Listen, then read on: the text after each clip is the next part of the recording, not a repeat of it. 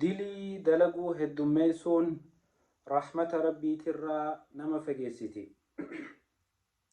dilii dalaguu heddummeessuun jannata si dhorkiti.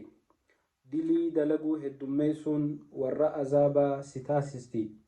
obboleessa kiyya obboleeytii tiyya, qalbiin ilma namaa tuni qulqulluu adiidha.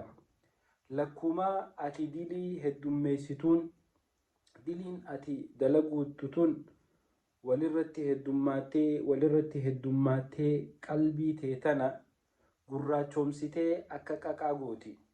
gaafa qalbiin tee dilii heddummaate tanaan gurraachoyte goggooyte, ati rahmata rabbiitirraa fagaatta, waan kheyrii dalaguurraa fagaatta, sharriin akka malee si biratti jaalatamtuu taati. tanaaf sharrii dalaguurraa fagaadhu. diliin ati heddummeessitu tun rahmata rabbiitirraa si fageessiti. obboleeyyan kiyya, namni dilii dalaguu heddummaatu fayyaa isaa keessa rabbiin barakaa hin kaayuuf, qabeenya isaa keessa rabbiin barakaa hin kaayuuf, ilmaan keessa rabbi barakaa hin kaayuuf. wanti ati harkaan qabatte hunda waan barakaa hin qabne taati. gaafa ati rabbii keetitti dhihaattee dilii dalaguurraa fagaattee rabbii kee kadhattee akka malee itti dhidhihaatte, rabbi subhaanahu wa ta'aalaa dilii irraa si fageesseetii qalbii tee tana qulqulleessee addeessaa jechuudha. rasuulli rabbii sallallahu alayhi wa sallam akkana jedhe: inna arrajula la yuhramu rizqa bidhanbi yusiibuhu jedhe. namtichi tokko dilii inni dalaguutu rizqii isa dhoorkaa jedhe. hanguma ati dilii heddummeessitu takka rabbiin rizqii sitti xiqqeessa.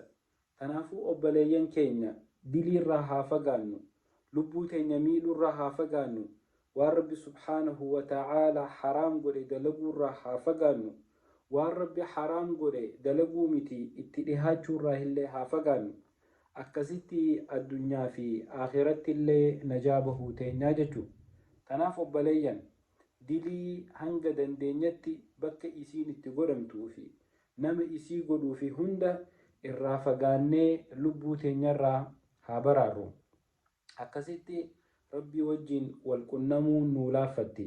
yoo ammoo dilii heddummeessine obboleeyyan keenya, lubbuu teenya tanallee miineetii guyyaa akhiraa sanillee honga'uuf teenya.